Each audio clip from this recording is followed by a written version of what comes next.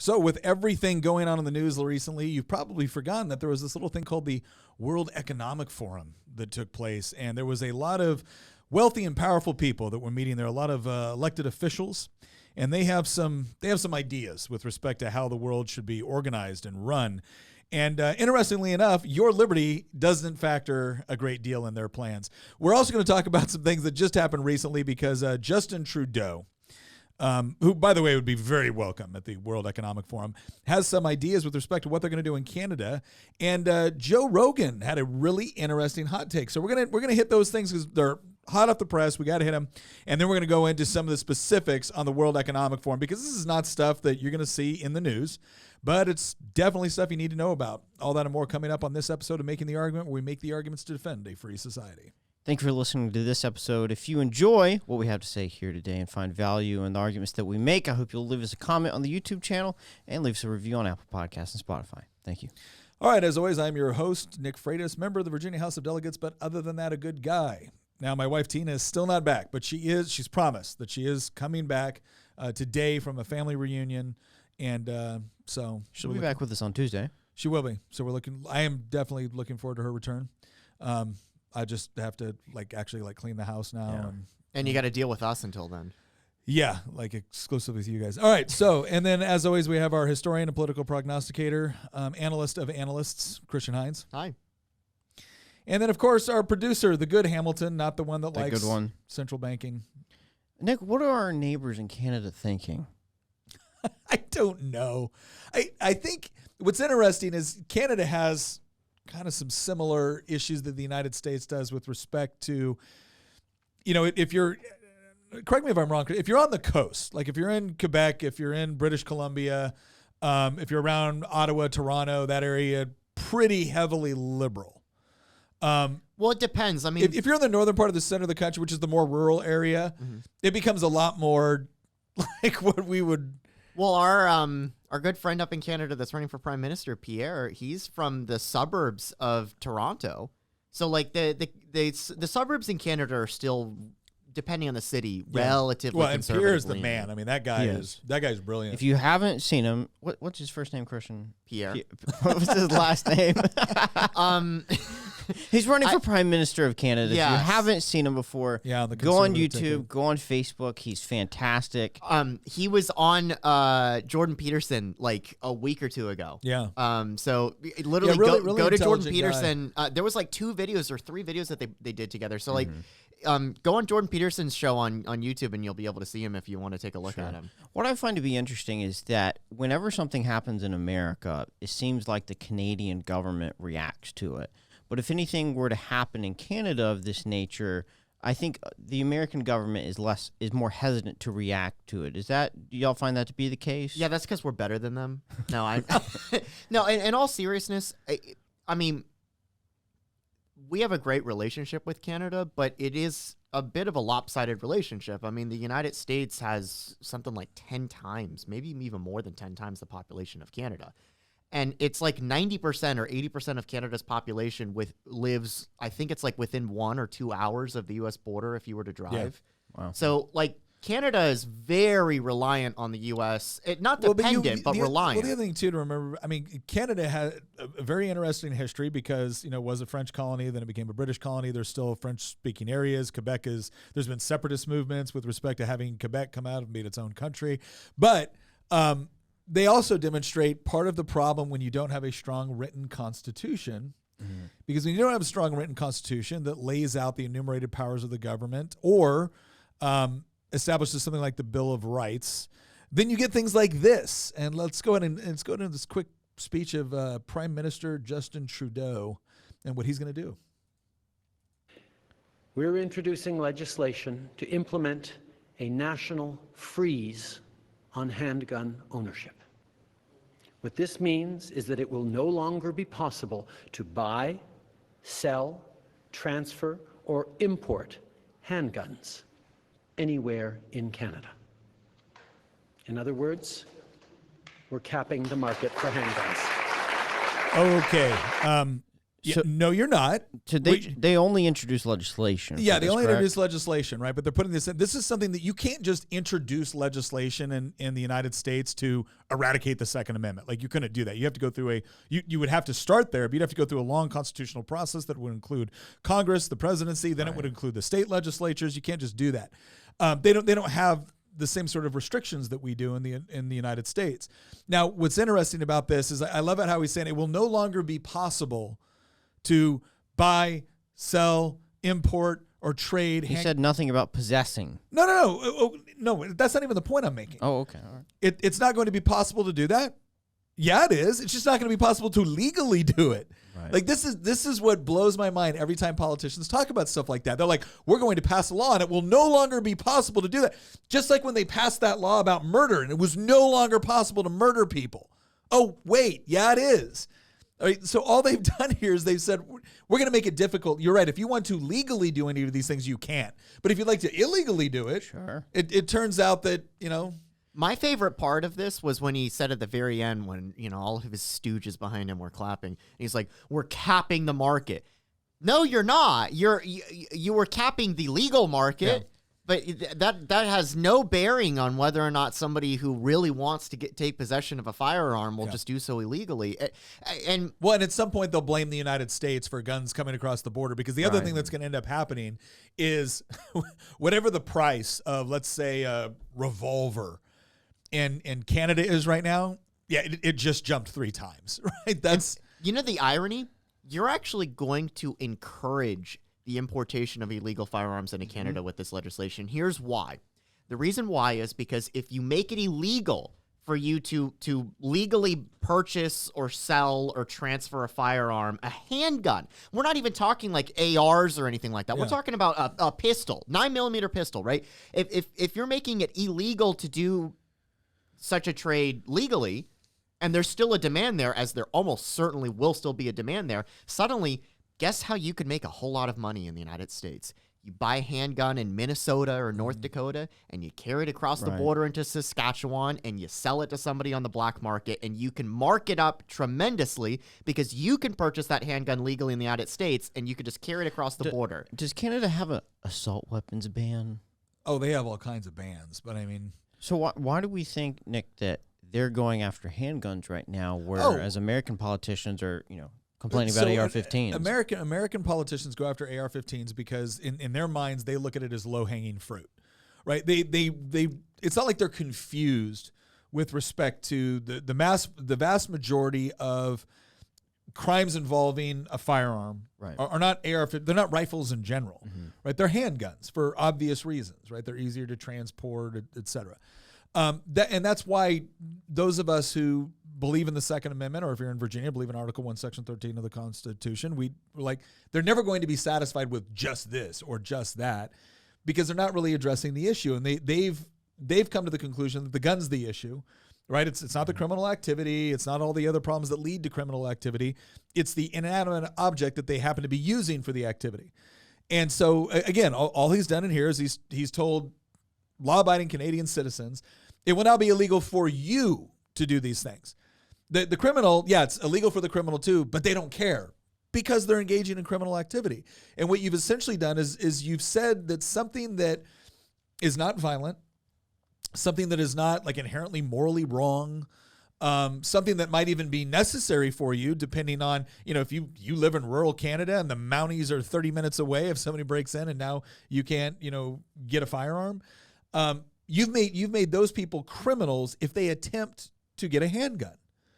And the same people that are usually making arguments for why, we need to let people out of jail, even people that are violent offenders, are now creating more laws that will criminalize you for doing something that is nonviolent. It's not even like immoral, right? There's nothing wrong with owning a firearm in and of itself, but that's what they're going to make illegal now. So, all right, Canada, you're going to here's what we should do.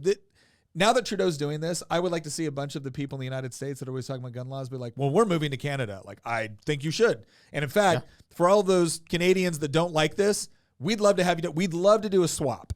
We would love to do a swap right now, where again we send Hollywood up to Ottawa, and those. And we get Pierre. Yeah, we get Pierre. I would totally do. I We would accept your term. trade Bernie Sanders for Pierre any day. Like have him become senator of Vermont or something like that. That'd be fantastic. Sounds like Canada needs Pierre.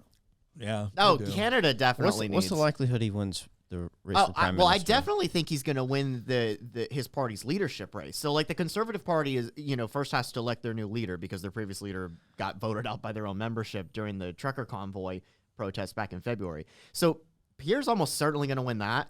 The question is when the next federal election comes up in the next few years, is he going to be able to pull that off? And I think that he'll probably get more votes. I think the Conservatives will get more votes than the Liberal Party. But the problem is that it's not just the Liberal Party. They're a multi-party democracy. When we're talking about parliamentarian democracy, you need to understand that is a totally different system than we have. It is so interesting with to respect watch. to how leadership is selected, and that is a podcast for another day. We should do a podcast on how the parliament works. Oh, how we they should. We debate. have I'll end We it could with do this. a reaction podcast. We should get you to watch floor debates in the House of Commons in Windsor. Because that is a whole nother discussion for another day, but it's definitely worth talking about. I think it's hysterical watching people yell at each other in English, Welsh, Scottish, and Irish accents. I think it's great.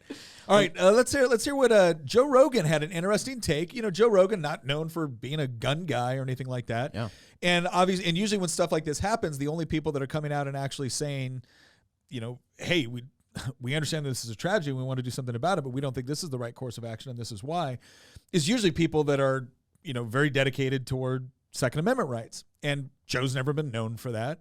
But he had an interesting take. Let's go ahead and listen to that. From our friends at Young Americans for Liberty.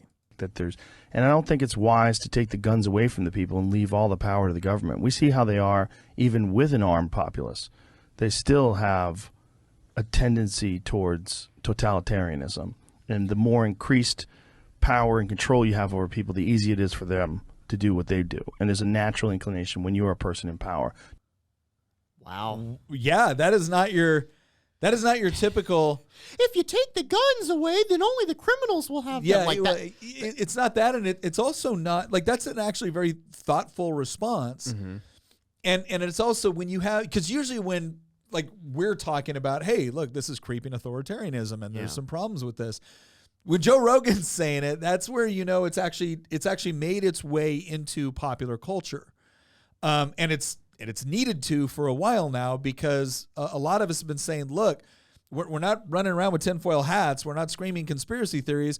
We're telling you that there are certain logical steps that people in positions of government power take in order to solidify their power at the expense of your liberties. And they're going to give you 1,000 reasons why it's in your best interest and why it's potentially a good idea and why it's for your own safety. But ultimately, they're going to end up with a lot of power and you're going to end up with less liberty. And you see Elon Musk, maybe not on this issue, but you see it with the First Amendment piece. You're seeing Joe Rogan come out now and going, he's not talking about hunting.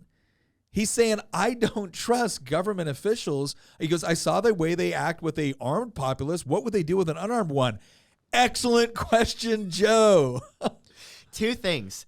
So first off, it is true that if you take away, firearms from law-abiding citizens, then only the criminals will have them. So even though I was kind of mocking that statement, the reason I was doing it is because that's kind of the extent that you see from the pop culture is that argument. It never goes any deeper than that. That is a legitimate argument, though. Yeah. But the reason that I love this clip so much is because he's not making that argument, which is a true argument. He's going much deeper than that. Yes. You can tell he spent quite a bit of time thinking about this. Yeah. The second thing is that I really think that the pandemic had a tectonic shift in the mindset of so many people. You saw this with Elon Musk with the First Amendment, and we've talked about him so many times on this show. And that's his big thing, is that he's a First Amendment absolutist, and he's also very supportive of, pretty much free market capitalism. And I remember that quote from him where he said, the government, is just force. They tell you what to do and you have no recourse. And that's it. And I was like, that was like a mind-blowing moment for me to see, like, the world's richest man, super famous. Like, usually those type of people are hardcore leftists. Well, and he even admits, I voted Democrat all my life. He even said something nice about socialism the other day and then proceeded to explain that he didn't know what socialism was. No, he did that in 2018. Okay, but you see what I'm saying, right? It's this whole idea of a lot of these guys have been red pilled, right? And I think you're right. I think the pandemic had a lot to do with it because a lot of people saw how quickly things could be eroded and how draconian your government could get in response to something. I think the other thing that really shocked people, especially on the left, I think there was a lot of people that they all went to the same cocktail parties and they all thought that, oh yeah, we're all mistrustful of people in power. And what they found out was there is a large section of the population, especially, an emerging section of the population, which is not only perfectly comfortable with their people being in power, but then using force to get what they want. And that's where you see guys like Joe Rogan, Elon Musk, even sometimes Bill Maher going, hey guys, this is not what liberalism means. It's like, you're right, it isn't. It's authoritarianism. Yeah. But I remember it's so funny that I feel like so many people keep forgetting this. The most clear-cut example of like the petty totalitarianism of the state that has emerged in the last 24 months was at the height of the pandemic. This was like March or April 2020. I remember when they were dumping sand in the skate park in Los Angeles County, and they made it illegal for you to go to the beach alone. Yeah. I remember there was this one dude that was like surfing, and the police were there waiting to arrest him in handcuffs for surfing by himself. And this was in Los Angeles. So like people like Rogan haven't forgotten about stuff like that. And he's looked, that's why I said I think the pandemic has really had this like huge paradigm shift in how people are looking at the state, because some people that used to vote Democrat a few years ago or used to trust their government or trust, the institutions that we had, and for good reason in the past. Yeah. People that used to be more trustful of those things have looked at just the last 2 years and have been like, I don't trust any of these people. And I think we're about to see a good reason why. Oh, yeah. Speaking of petty dictators. So again, the World Economic Forum. And obviously this was kind of trending in the news and on social media. And then obviously it all went away and nobody was paying attention anymore because of everything else that was happening. The reason why we're talking about it is because, again, if you're not aware of some of the things and the ideas and things that were put forward during the World Economic Forum, you should be, because this was an organization that is made up of, again, leaders from all over the world, both in government, business, industry, civic organizations, UN. Yeah, UN, like it kind of the who's who of people that think they know how to run your life. And we're going to go through and we want to show you some clips from the World Economic Forum. And for everybody that thinks that we're just like editing these clips or whatnot, we're playing them straight from Twitter. Yeah, we're bringing them straight from Twitter. Not to say that they could, but we didn't do any like special editing. These guys are saying what they're saying. So let's go look at Klaus Schwab, who essentially runs the World Economic Forum. So what did Klaus have to say? Let's also be clear. The future is not just happening. The future is built by us, by a powerful community as you here in this room. Go ahead, we have. The future is built by us with the clenched fist. Yeah, I know. That is why we are occupying the Sudetenland. Danzig is German. I'm sorry, like you're watching this. What? Was no one at the PR department going, Klaus, we're going to modify some of your remarks. We're thinking that maybe you shouldn't get up there with those gestures and mannerisms and, yes, potentially the accent, talking about rebuilding the world. Like this is like, oh my gosh. Yeah, like especially when we're talking about a lot of people, most of which, like, elected, unelected, doesn't matter. But some of the ideas that they're putting forth on this at this forum, oh my. So yeah, that's kind of funny, but it does show you what their overall vision is. And this is this idea that we're the strong community across the globe that needs to make these decisions in order to remake the world in the image that we have for it. It's like, I do remember that there were other meetings in Europe talking about this sort of thing. Didn't end well, right? Probably wasn't the best course of action. Twice. So let's look at the. So for the audience, real quick, the reason that we're laughing at this is not just because of what Klaus says. It's because of all of the other comments this at this gathering. It's the world's largest collection of central planners, basically. That's a great way to put it. That's a great way to put it. That's a tweet. All right, let's go ahead and look at the next one here. So this is one of the big things that they talked about was the whole climate action. And of course, a lot of people commented on the fact that you got Bill Gates and John Kerry who flew in on private jets and demanding the real climate action network basically have the power to be able to implement some of the plans that they want. And you've seen this with, Bill Gates buying up like tons of farmland and things, and they've been pushing away from, eating meat and everything else. But what was crazy about this, and you're going to see it in the next one. In fact, I think the next clip actually talks about it a little bit better. So, and that's someone, here we go. This is Alibaba Group President J. Michael Evans boasts at the World Economic Forum about the development of an individual carbon footprint tracker to monitor what you buy, what you eat, and where and how you travel. Now, you can almost see how something, for anybody that thinks this is nuts, I will remind everybody, and we're going to show it again, the head of Pfizer was at an earlier World Economic Forum, not this last one, but a world one, talking about the development of a pill with a microchip in it that you could ingest, and when you took the pill and as it was dissolving, it would send a signal to allow people to know, like the authorities to know, that you had actually taken the pill that you were given. And he sat there and he actually said, he goes, imagine the compliance. That needs to be their motto. Yeah. So I have not seen this clip yet.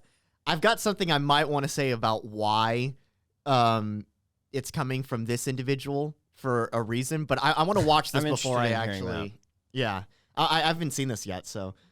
We're developing, through technology, an ability for consumers to measure their own carbon footprint. What does that mean?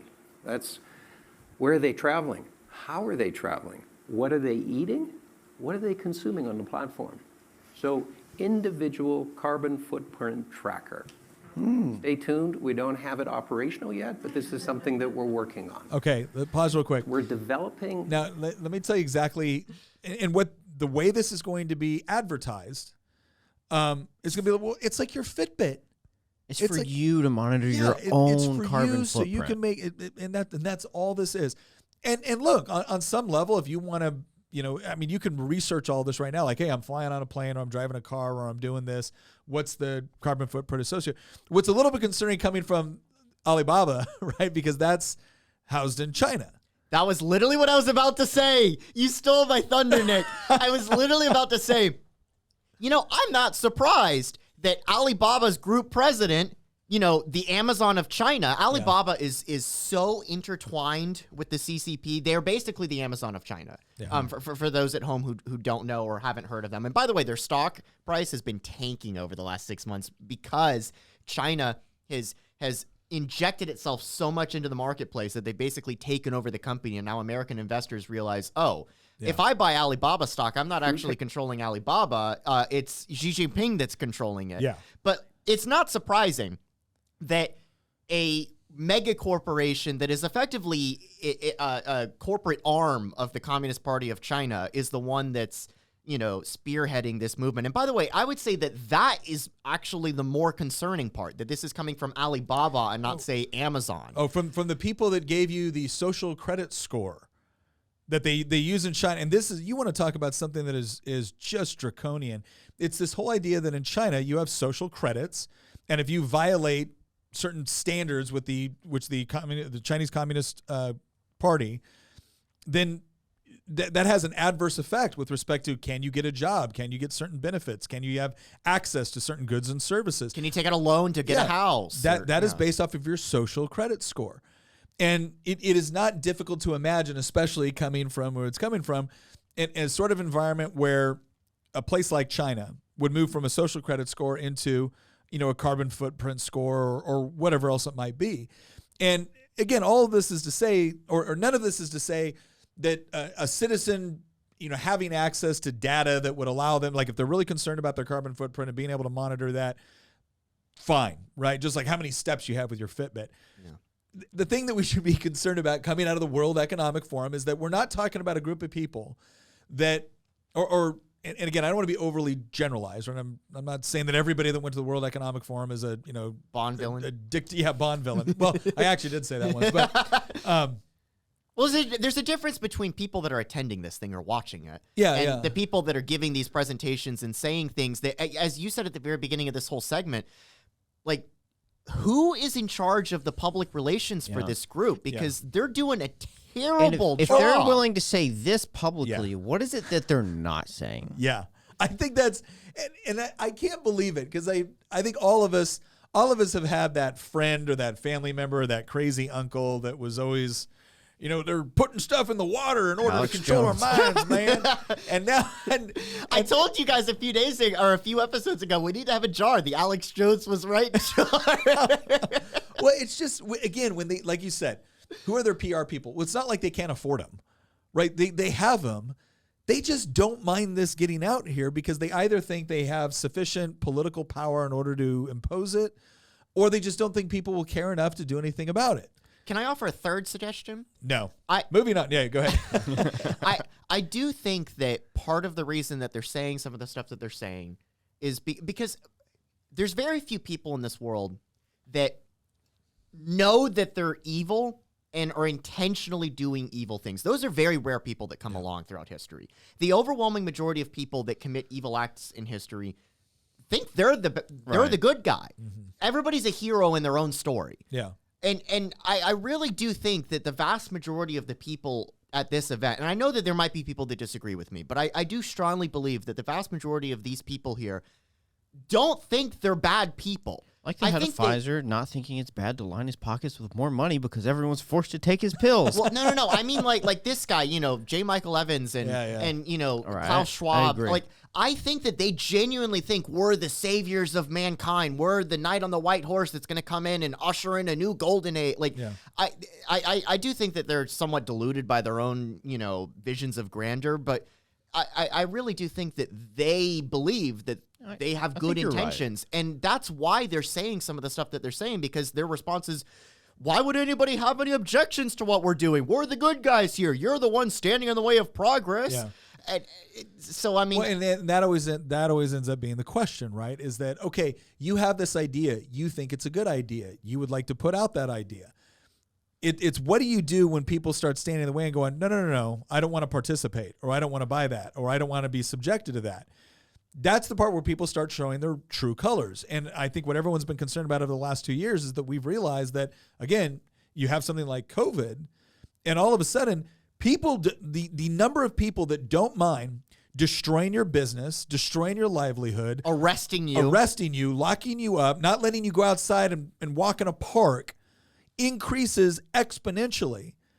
And I think people like this see it as their responsibility as the people within society that are intelligent and they've acquired wealth through running major companies and providing products and services, right? They've actually done things that are good, right? Building a business, getting an education, like, again, these are good things. But at some point they get tempted by this idea that they're so successful because they're so much smarter than everybody else. And so, of course, they need to have this kind of power and authority to be able to impose these things, which they know are for the good of the very people that might not be comfortable with it. But they'll come along over time. And then the people that are really uncomfortable with it, like the people at this table, we're the problem. We end up becoming the bad guys. We end up becoming the villains in the stories that they create. And the question is what do they do with people like us who largely take the position that I'm not telling you what you can or can't do. I'm telling you what you can or can't do to me. And then all of a sudden it's like, no. You choosing not to do this affects us all. And so that's why we have to compel you to do it. And if you're not willing to do it now, that's an act of violence. And if you speak out, that's an act of disinformation. And you don't get to tell me anymore that that's not a real concern. Yeah. Because the last 2 years proved it was. So tracking individual footprints, taking there was another one here. This one seems a little bit, so it was Zelensky, said humanity should have a tool to protect itself against hunger. And then he proposed the creation of a new world organization to preempt disruptions to food supply.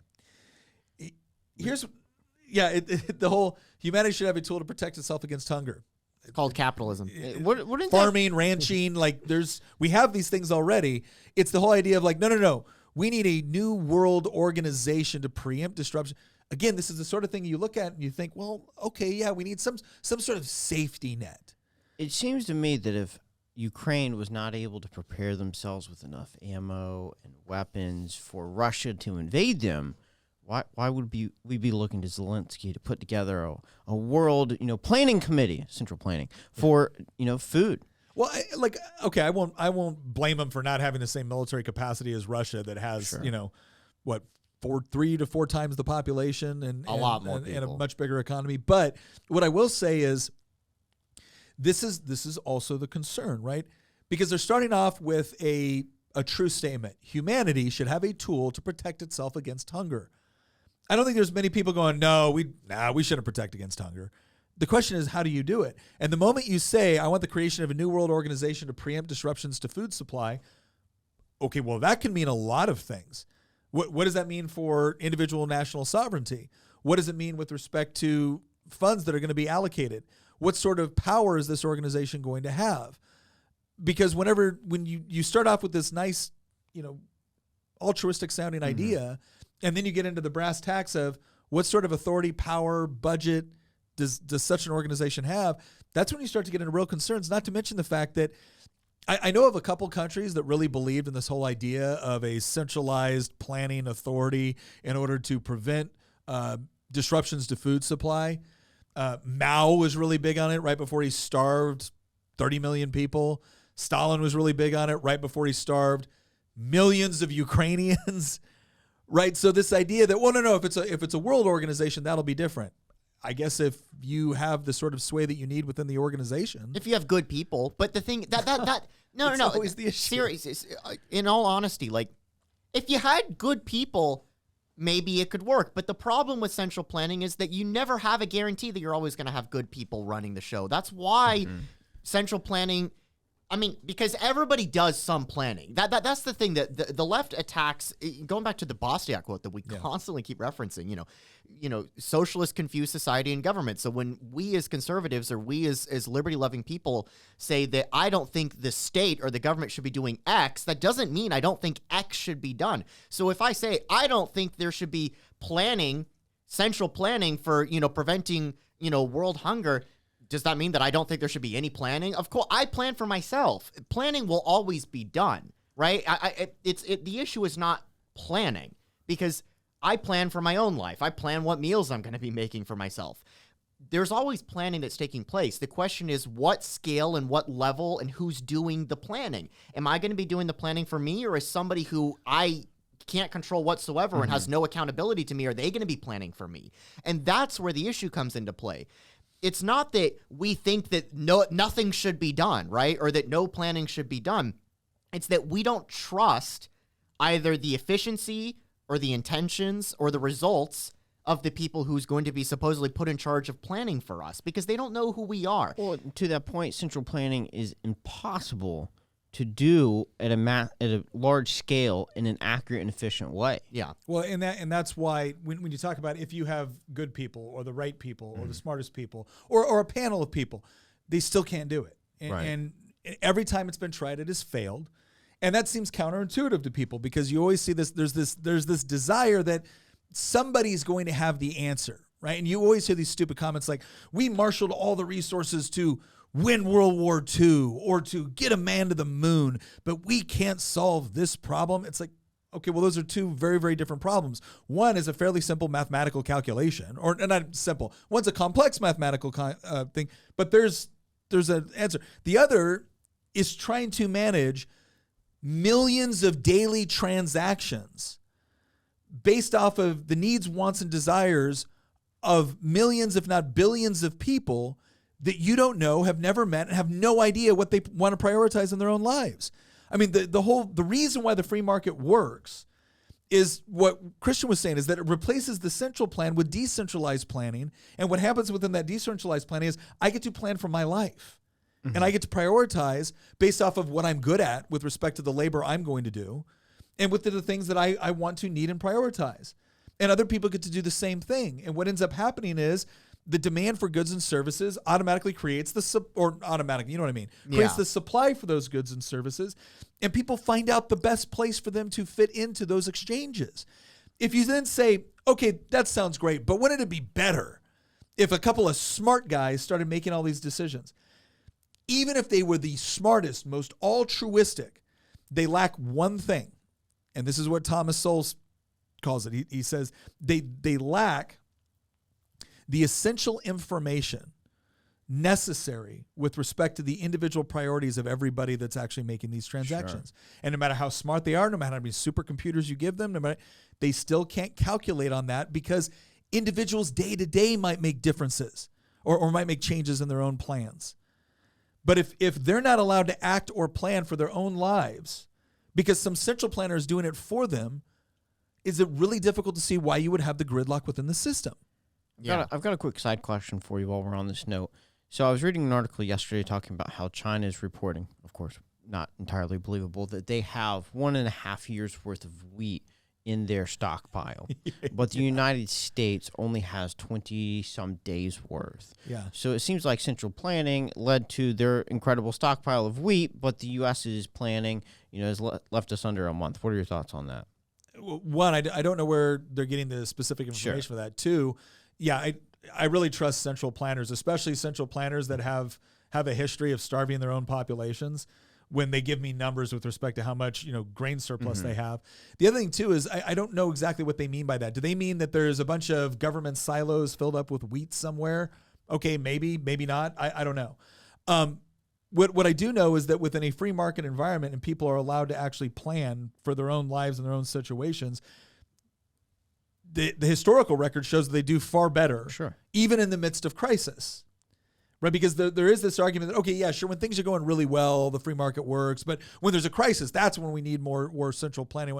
Okay, well, typically the major crises are either something that's a natural disaster, and from what I've seen, the centrally planned economies are usually having to get help from the free market economies, because free market economies produce such an abundance of food and goods and services that we're just better equipped to not only manage a crisis, but to actually adapt to the crisis.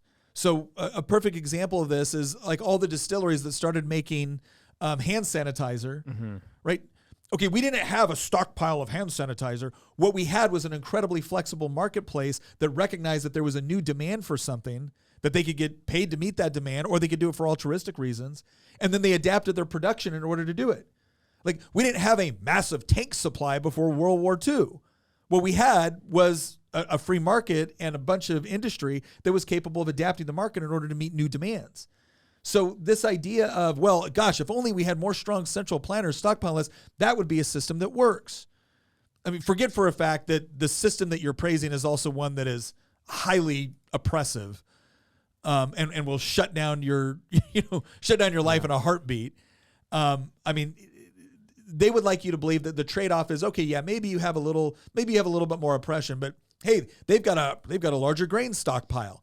What you end up finding out when these crises hit is they have neither. Sure. I want to touch on what you said a few minutes ago when you were saying, central planners are always pointing out, all these excuses of, well, we put a man on the moon or we defeated World War II. I want to touch on that because I love when central planners use World War II as an example for why central planning works. Because World War II was a bloody disaster. Think about it for a minute. We won at the cost of what, 300,000 American lives, 400,000 American lives, and that's not counting the other allies. The French got their teeth kicked in, the British got their teeth kicked in, the Soviets lost 27 million people fighting the Nazis, and that's not counting the Chinese, the Australians, the Indians. I mean, the world lost something like 30 to 60 million people in that war. And for central planners to use the eventual Allied victory in World War II, which was a complete bloody catastrophe, the whole war, from Operation Torch, or from our point of view, from Pearl Harbor all the way up until the crossing of the Rhine, we were losing thousands of men every single day on average, fighting against the Nazis, the Italians, and the Japanese. And yet central planners want to use that as an example of how, oh, well, that was all directed by the generals and that was all directed by the president. That was all directed by Eisenhower in Europe. Yes, and with Eisenhower's own military brilliance, we still lost 400,000 people. Yeah. Because at the end of the day, war actually is a perfect example of central planning put into action. And even the victorious side of the war still suffers tremendously. We didn't come out of the war better off than we entered into it. We came out of the war better off relative to the rest of the world, which is why it looks like the United States did well in the war. But I mean, we lost hundreds of thousands of people. The United States was absolutely, without a doubt, worse off in 1945 than it was in 1939. It's just that the whole rest of the world was bombed to hell. Yeah. And so relatively, we were better off. And so it makes it look like, oh, the war was great for America. Yeah. Not for the 400,000 Americans that died in the war. War is good for your economy the same way that robbing a bank is good for your individual bank account, as long as you weren't the one being robbed. And yeah, it's the whole idea that for central planners to point to some of these things, and even like going to the moon or whatnot, it's like you always want to point to the pyramids and say, oh, look, without central planning, we could have never had this.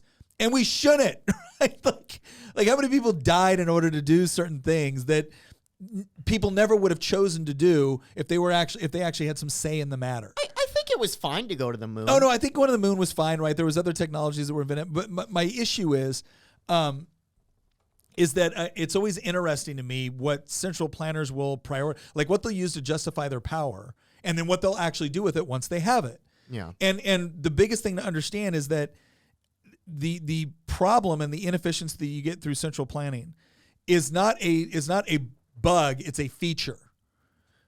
Because again, no matter how good, altruistic, smart, pretty like the person is, they simply don't have what Thomas Sowell calls the consequential information, knowledge necessary to make those kinds of decisions. Yeah. And part of what's interesting, I just sent you something with the Forbes article again. I want to bring this up because this was something that was a World Economic Forum contributor. And if you look at the article, you're probably going to say, okay, why are you showing me something from 2016? And the reason why I am is because in 2016, Ida Auken was a part of like this youth forum thing for the World Economic Forum. Now she's actually a member of, I believe, the Danish parliament. But the headline is, "Welcome to 2030. I own nothing, have no privacy, and life has never been better." And then she goes on to explain that, welcome to, in 2030, welcome to my city, or should I say our city. I don't own anything. I don't own a car. I don't own a house. I don't own any appliances or any clothes. It might seem odd to you, but it makes perfect sense for us in this city. Everything you considered a product has now become a service. We have access to transportation, accommodation, food, and all the things we need in our daily lives. One by one, all these things became free, so it ended up not making sense for us to own much. And she goes on talking about this, and you're sitting here thinking, okay, neat Star Trek episode, but this is not reality. But this is someone that in 2016 was a part of a youth group or youth organization within the World Economic Forum who is now voting and making decisions within Denmark. Spoiler alert. She's a member of the Social Democrats. No. But she goes on to explain all these things about how, like, in the apartment that she has, she doesn't own it. And when she's not there during the day, other people come in and use it for business meetings because she doesn't need her living room while she's doing this other thing. And you're sitting here going, has she never heard of the tragedy of the commons? Well, yeah, exactly. Like, it's always this idea. It's always this idea in their head is, well, this is what I want, and this is how I would behave in this. So clearly, this must be what everybody wants. So this needs to be what everybody must have. And if you're standing in the way of it, well, then by golly, you're the problem. You're standing in the way of progress. But can you imagine an environment where, I don't own any of this, and I've never been happier. I think that was clearly how people felt in different areas where they've attempted to try something like this, where you've essentially eliminated private property rights. Spoiler alert, it didn't turn out that they had never been happier. There's nobody in East Germany going, gosh, I don't own anything and I have no privacy, but man, I've never been happier.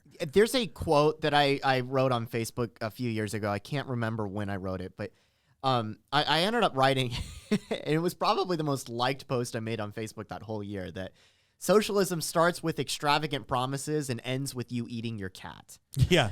And yeah. the reason that I wrote it was because I think it was around the time that I was reading this article from, maybe it was the Jacobin or something like that, lamenting the fall of the Berlin Wall. Remember that story? And it just reminded me that, like, there's a whole group of people out there that 30, 40, 50 years ago, like, identified as Marxists or identified as actual hardcore socialists. And then the fall of the Berlin Wall happened, the fall of communism in Eastern Europe happened. But those people didn't go away. Those people simply integrated into the political structure that was the new, post-communist Europe. And so, like, that's how you get these people that have these, like, quasi-Marxist thoughts that are showing up at things like the World Economic Forum, which the name given implies that they support free market economics. Yeah. No, they don't. Yeah. Not at all. They support central planning is what they support. Yeah. And so, of course, an organization that is dedicated towards central planning is going to attract a bunch of Marxists and socialists to it. Yeah. Listen to this, too. Here's another quote from this article that she wrote. Shopping? I can't really remember what that is. For most of it has been turned into choosing things to use. Sometimes I find this fun, and sometimes I just want the algorithm to do it for me. It knows my taste better than I do by now. Oh, my gosh. You're looking at this going, do you not? This is someone that watched The Matrix and thought, why would you ever unplug from this? Skynet? Yeah. That sounds like a great idea. Like, at no point has she bothered to consider that, hey, what if, just going to throw this out there, what if the people running all of this system that you seem to like so much decide you're not necessary to it anymore, that you're a positive impediment, or decide that you're part of the problem? Or maybe, and this is going to be crazy, I know, maybe they're going to decide that your life of going to the coffee shop and reciting poetry is not as valuable to the system as you, I don't know, working in the mines, digging for rare earth minerals without safety equipment, right? Like, Mike, this is someone that she envisions. She watched the Hunger Games. She's like, oh, I'd live in the Capitol. This is my biggest problem with socialists, certainly in the United States, also in Canada, just in the Western world in general, but especially in North America. When socialists think of socialism, they think of cute little Denmark with the neat little bicycles and the clean streets and the little canals and everything and the little archipelago and, cute Copenhagen with the neat houses. That is not the end result of what they are advocating for. The system that they are advocating for would destroy all of that stuff and give you Pyongyang. Yeah. That is the end result of all of this, because at the end of the day, you cannot plan somebody else's life better than they can plan for them. And you know what? That person might end up choosing some really terrible decisions and will end up paying the consequences, good or bad, for it. But when you give people freedom, going back to another Bastiat quote, you miserable creatures, you who think that you are so great, you who judge humanity to be so small, you who wish to reform everything, why don't you reform yourselves? That task would be sufficient enough. That was a speech. That was a segment of a speech that he gave to the French National Assembly when he was a member of the French Parliament in the 1840s, which I think is hilarious that he got up on the floor of the French Parliament and told all the elected officials, all the central planners, that to their faces. Yeah, if we don't say it enough on the show, read Bastiat. Just seriously, read Frederick Bastiat. I mean, we keep quoting him like every other show. There's a reason why. Yeah. Well, Nick, what argument should we be making around this topic? We've talked about a lot of things today, but here's what I would say. When you're making an argument about things like the World Economic Forum, when you're making an argument about this idea of the government stepping in and using massive amounts of authority in order to, quote, fix a problem, it becomes very, very tempting to think that, if we only had better people or the right kind of, experts, and we gave them the right resources, well, then surely they'd be able to come up with a better solution than, hundreds of millions or billions of people across the globe trying to plan everything out for their own individual lives, right? Clearly, they'd be able to more effectively and efficiently use resources. Here's the problem. It's been tried. It's been tried several times throughout history, most notably in the 20th century. And the result was it didn't work. And I don't mean it didn't work in the sense that it didn't produce all the wondrous results that they promised us it would. I mean, it didn't produce those results, and it actually created something far more draconian and horrible. In many cases, some of the worst atrocities we have ever seen in human history have been perpetrated by governments attempting to enact central planning. And here's the way it works. They first try it. based off of all these altruistic notions and these promises of positive results. And then it doesn't work. And so their first claim is they just need more power and they need more authority. If they just had more resources and they had, more ability to be able to execute these things, then it would work. Then they would be able to deliver on the promises. And so they get that power and they get the additional resources. And when it still fails, then they start looking for enemies. And the enemy is anybody that is standing in the way of them being able to execute their plan. Because now it's not just the end results that they're promising you. The plan itself has become the object of what they're attempting. And so here's what we need to understand. The old Lord Acton quote, absolute power corrupts absolutely, is true, but it's actually true in a way that we don't always consider. It's true that it corrupts the person that is wielding the power. But I would submit that it also corrupts the people that the power is being subjected against. And not simply because you're being forced to do things, you're having your property confiscated. Obviously, that's horrible. But the corruption that takes place is when you actually raise an entire generation of people to believe that the solutions to the problems that they're confronting throughout their life are not best answered by them making good decisions and working with other people in voluntary cooperation, but rather that they should subvert any of their own plans and hand over that decision-making power to some sort of a central authority that will do it for them. That is probably the most perverse nature of the corruption that takes place under such a system, and we should never be afraid to stand up and call it out for what it is. So that was fantastic. It really was great. Oh, well, gosh, guys, thank you. Oh, you're welcome. They actually are a lot meaner to me when we're not on camera, if you guys are wondering. Yeah. We are. It's always get back to work and do it better. But I'm pretty excited for this coming Tuesday's episode. yes, we do have a special guest. guest. Well, I'm not even going to tell you who it is, but we got a special guest coming on.